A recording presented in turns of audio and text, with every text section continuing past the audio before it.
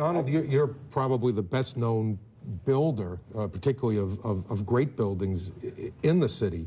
There's a great deal of question about whether or not the damage and the ultimate destruction of the buildings was caused by the airplanes, by architectural defect, or possibly by bombs or aftershocks. Do you have any thoughts on that? Well, it was an architectural defect. You know, the World Trade Center was always known as a very, very strong building. Don't forget, that took a big bomb in the basement. Now, the basement is the most vulnerable place because that's your foundation, and it withstood that. And I got to see that area about 3 or 4 days after it took place because one of my structural engineers actually took me for a tour because he did the building. And I said, I can't believe it. The building was standing solid, and half of the columns were blown out. I mean, so this was an unbelievably powerful building.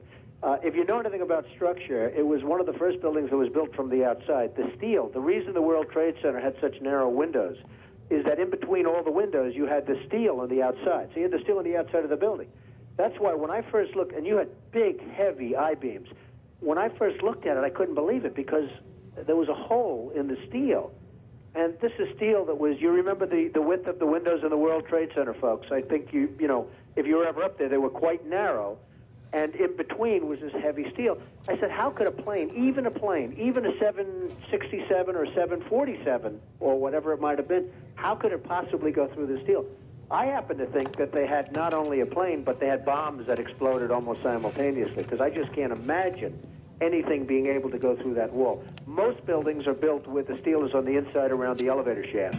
This one was built from the outside, which is the strongest structure you can have, and it was almost just like a can of soup. You know, Donald, we were looking at pictures all morning long of that plane coming into building number 2, and when you see that approach the far side, and then all of a sudden, within a matter of a millisecond, the explosion pops out the other side. Right. I just think that it was a plane with more than just fuel. I think, obviously, they were very big planes. They were going very rapidly, because I was also watching where the plane seemed to be not only going fast, it seemed to be coming down into the building. So it was getting the speed from going downhill, so to speak. It just seemed to me that to do that kind of destruction is even more than a big plane, because you're talking about taking out steel, the heaviest caliber steel that was used on a building. I mean, these buildings were rock solid. And, you know, it's just an amazing thing. This country is different today, and it's going to be different than it ever was for many years to come. Very profound statement and very true.